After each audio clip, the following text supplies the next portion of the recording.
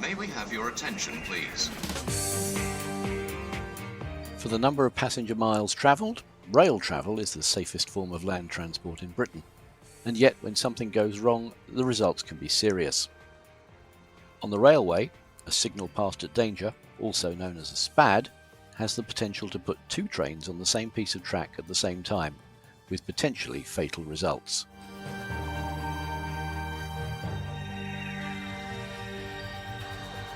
One of the most serious incidents of this type was at Ladbroke Grove in October 1999.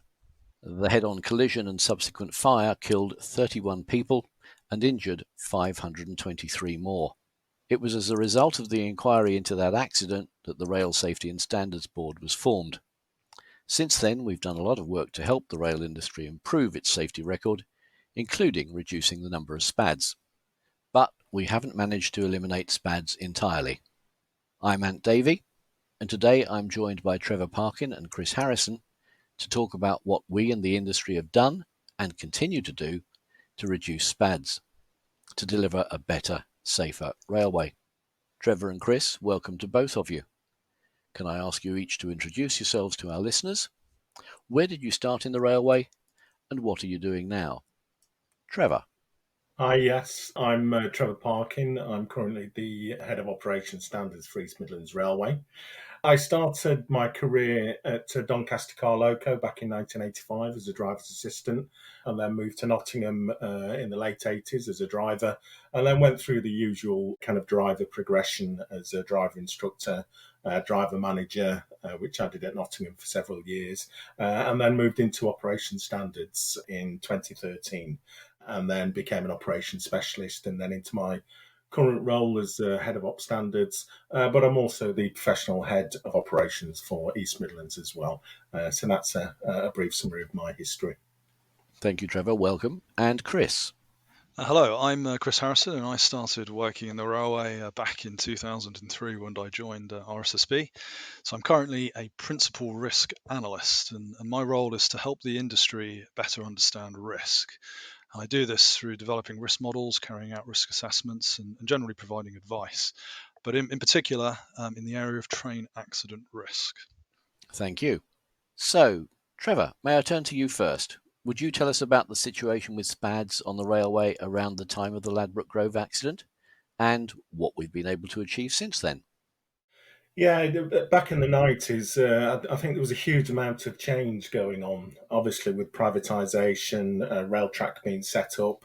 It was noticeable that things were changing fast, and there were quite a few incidents in the 90s as well. And Ladbroke Grove, coming at the end of that decade, I think really was a huge marker for us that things needed to change.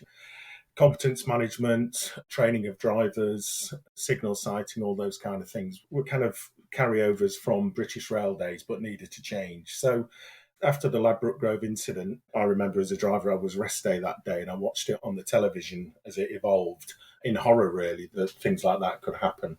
So for me, it was a big thing when I came into driver management to help drivers to avoid SPADs. So really with the kind of investment that took place after that with train protection and warning system and the amount of work that the railway did to manage SPAD risk and the numbers of SPADs, I think there's been a huge improvement, but a lot of work still needs to be done. By 2003, we'd seen the initial rollout and fitting of the Train Protection and Warning System, TPWS. Could you explain what it does and the impact it's had on safety? Yeah, after Ladbroke Grove, obviously there was a lot of work looking at what kind of train protection systems are out there. Automatic train protection was just proving too expensive and was not going to be fitted on the whole network. So the industry needed to find something that was a bit more cost effective and manage the risk at places like speed restrictions, junction signals, etc. So TPWS basically is a train protection system that manages the approach speed and time it takes to travel between two set points on the approach to things like red signals, speed restrictions, buffer stops, that kind of thing. And it works with two grids, the arming and trigger loops, that basically monitor the time it takes the train to traverse the distance, and if the train is travelling too fast, we'll apply the brakes in emergency and bring the train to a stand. So it was designed basically to stop trains reaching a conflict point for signals at junctions. And obviously, it's very effective of doing that. But there are still weaknesses with the system. If a train is going too fast on the approach to a red signal approaching a junction, the train can still reach the conflict point. So that is one of the weaknesses with the system. So it's not really designed to stop SPADs. It's really designed to mitigate the consequence and the risk of a SPAD happening, mainly for signals passed at danger at junction signals.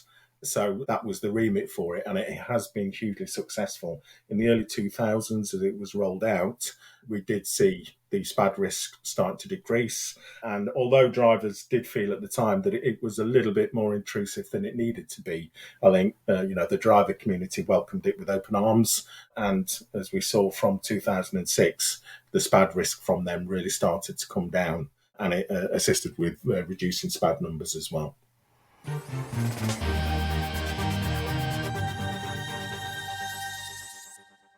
Any good system can be improved upon, and experience and new technology can affect the parameters that the system works to. Chris, you've worked on reviewing the design of TPWS. Can you give us a brief description of what you were doing and how you went about it? Yes, so I was looking at the design criteria of TPWS in particular, now that we had a significant amount of operational data and that the system was likely to be around for longer than originally anticipated when it was put in, really to see if the current system was optimized in terms of the safety benefit that it could deliver.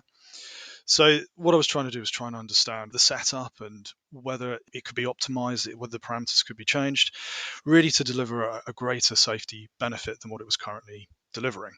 Now, this meant having to build various SPAD risk models, trying to assess what the SPAD risk nationally was, and also at an individual signal level, and trying to see that if we change those parameters, potentially what benefit and how we could optimize the system. So I was trying to come up with an assessment of what the optimized fitment criteria would be. And part of the parameters of that model, I wanted to understand the opportunity for a SPAD at a signal. It's quite key to assessing the SPAD risk at signals. And so what I wanted to do was try and understand if there was a way of actually counting the number of times a signal is approached at danger. The reason for this is to really understand what the opportunity is for a SPAD to occur. So really trying to understand that likelihood of a SPAD at specific signals. And I wanted to do this really to try and put the SPAD risk in context at different signals. So the hypothesis was that if you have more red aspect approaches, you would expect to see more SPADs occurring at that particular signal. And it was really trying to gauge that for different signals. So, Chris, there's a need, among other things, for the industry to understand how often signals are approached at red. RATS is the red aspect approaches to signals tool. How can we use it to help reduce the likelihood of a SPAD? Yes, so in terms of RATs, what it allows you to do is look at the types of signals where perhaps the rate of SPADs might be higher or lower than you would expect. So what this system gives you is information across lots and lots of different signals, not necessarily signals where you've seen a SPAD. So for example, you might be able to look at a signal where you've had thousands and thousands of approaches, yet you haven't seen a SPAD. Now that just may be due to chance, just good fortune. And there may be other signals perhaps where you've got relatively fewer red approaches, so maybe in the few hundreds, and you've seen a SPAD. So in terms of the rate of occurrence of SPADs at signals, it allows you to put the context in which those SPADs are occurring. So you'd probably be more concerned about a signal once you've normalized. So by normalized, what I mean is if you take the number of SPADs and you divide through by that opportunity, that those numbers of red aspect approaches allows you to make a much fairer comparison, and therefore also it makes you be able to highlight where those signals that you really need to concentrate on are. And I think understanding the characteristics of those signals is quite key, because once you can identify them, you can then start to look at what features of those signals might be causing that higher chance, that higher likelihood of a SPAD occurring. So, for example, we know from analysis and assessments that we've carried out in our industry for many years that signals on gantries have a higher propensity for being SPADed. Also, signals which are sighted when you come around a curve, so around a bend, there isn't as much chance for a driver to see those signals. So generally, these factors all increase the propensity for a SPAD at a signal.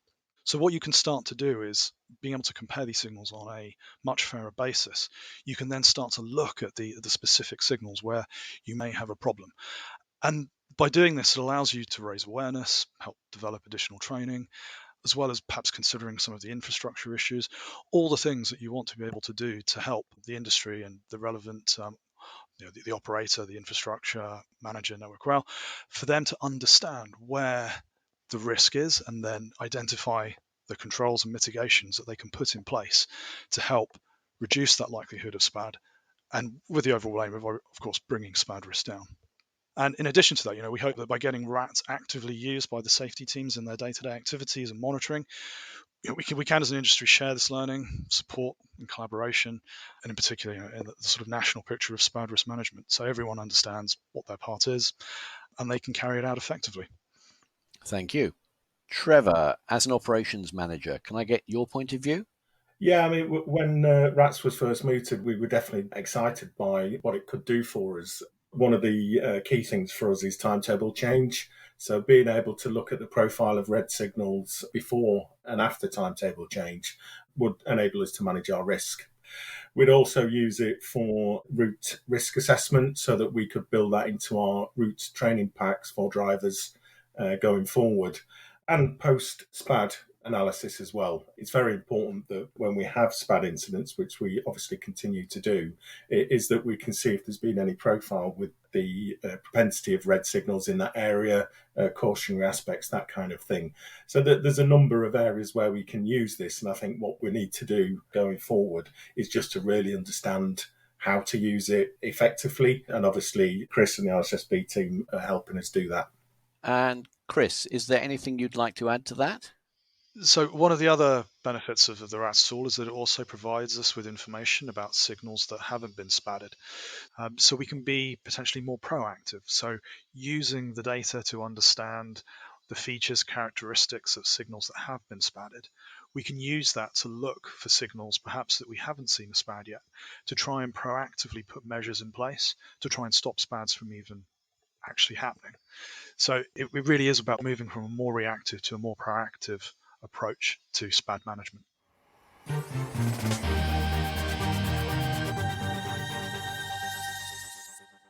Trevor, the number of SPADs continued a long-term trend downwards well into 2012 and reached a significant low when the risk associated with SPADs was less than 40% of that of its 2006 level. Then it started to rise again. What was the industry's reaction to that rise? I think the industry had been performing well in terms of reducing SPAD numbers and SPAD risk from 2006 and the impact that TPWS had. And then we saw in years such as the Olympic year in 2012 how a sustained focus on kind of operational delivery could also reduce the number of SPAD numbers and risk. And kind of after that, the numbers, they continued to kind of improve, but started to slow down. The industry recognised that there were a lot of things that we're doing out there, from competence management and non-technical skills, human factor type elements, and various initiatives with infrastructure and new trains. But we needed to continue to force that reduction in SPAD numbers and risk. So in the mid-2010s, there was the initiative to develop the SPAD strategy. A lot of work was done analysing the requirement for the SPAD strategy and what was causing SPADs. And I think that really drove us to an area where we came to 5 key points to consider, which was things like driver management, the role of the driver, cab and infrastructure design, and also competence management.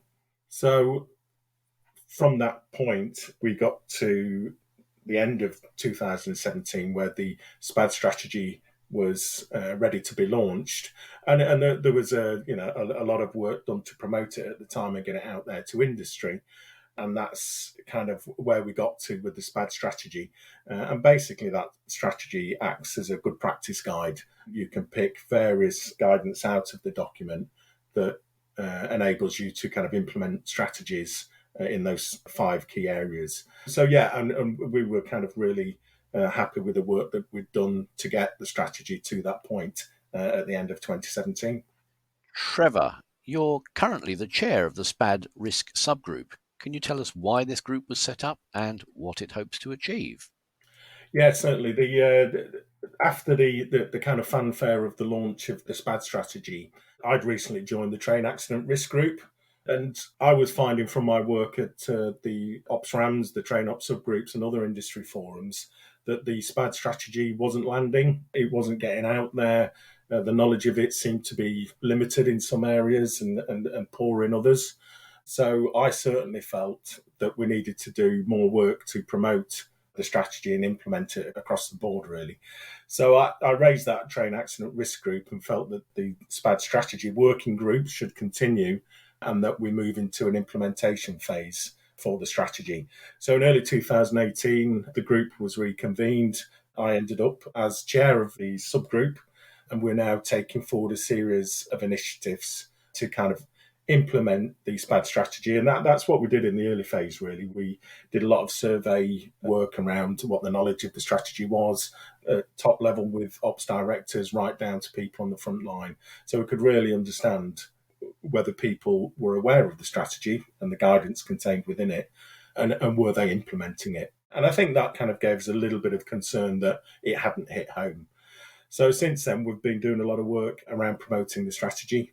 We've developed a series of initiatives within there about education and promoting why SPADs happen. We've done more work around analysing and understanding why SPADs happen. And also, we've been involved with the creation of the SPAD toolkit on the RSSB website, and we're kind of busy promoting that as well, so that all the operators or all the people who are interested in this kind of topic have access to all the tools that they need to manage SPADs. Most recently, what we've started to do is get drivers, driver managers, and going forward, we'll get signalling staff and local operations managers involved so that we're actually talking to the people on the front line about why SPADs are happening and what they can do to manage it. So that is really what the SPAD risk subgroup is there to do. We continue to feed into Train Accident Risk Group and go out to the local route groups, the train ops subgroups, to promote what we're doing. That's very interesting, Trevor. It's obviously vital work and something that we need to communicate to the industry to get as many people as possible involved in using it. Yeah, absolutely. And Chris, is there anything you'd like to add to that? Yeah, so there's one thing I'd like to add, which is that as RSSB is a member-led organisation, it's really important for us to understand the issues that our members are facing. And SPAD risk subgroup is an excellent forum for understanding what is going on in terms of SPAD risk and the issues that our members face. So for me personally, it's been really good to be a member of the group and to hear what's going on and the issues that I can help. Because again, that's principally part of my role, is to help the industry better understand and better manage SPAD risk.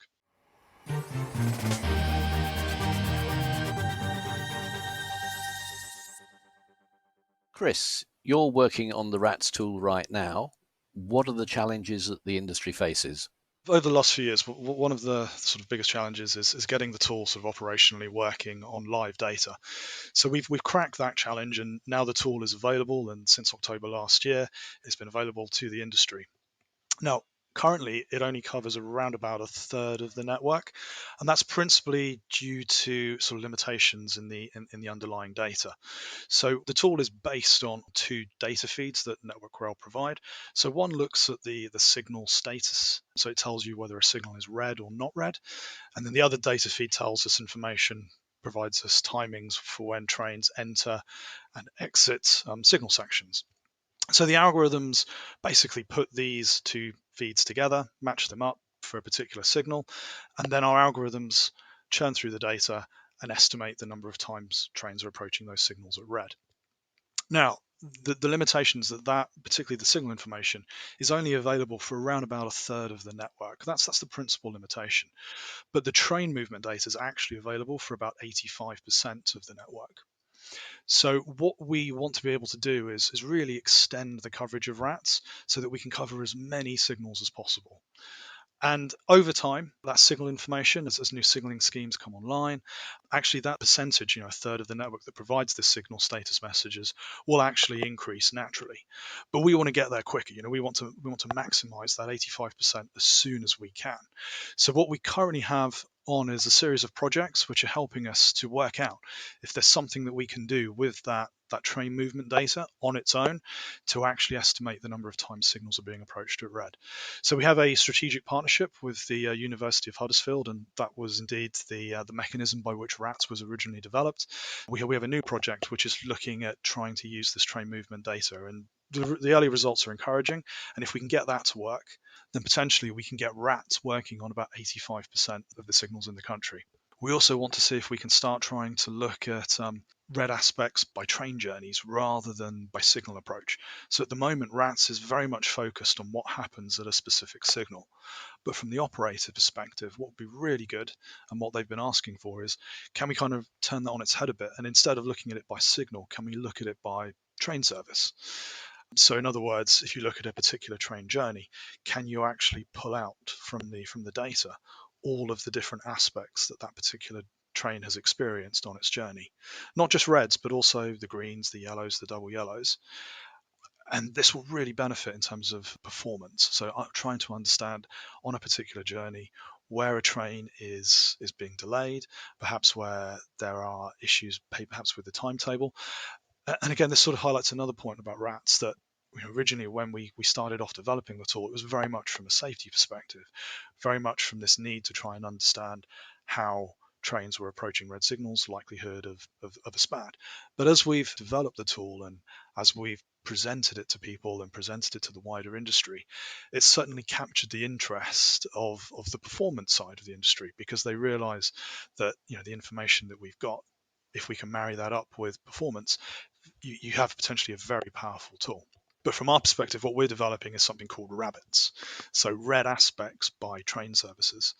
So if we can get this feature working and incorporate it into the RATS tool, that's also going to be enable another step change in the understanding of red aspect approaches for the industry. Thank you, Chris. It's nice to hear that one of our tools is actually being used to help performance as well as to increase safety. Trevor, my final question's to you. Chris has mentioned the need to get the industry using the RATS tool. As chair of the SPAD risk subgroup, can you tell us how important it is for people to start using the tool, and how would they go about it? Yeah, it's important that as the functionality and the coverage of the RATS and the future Rabbits tool are available, that we start to use it as much as possible. I think that there is a lot of excitement about what RATS at the moment can deliver. And like I say, we continue to promote that to the various operators for when they're doing their signal sighting, etc. So at the SPAD risk subgroup, we continue to promote the use of RATS and obviously keep educating on how it can be used best, when it can be used, and what the outputs are from the RATS tool.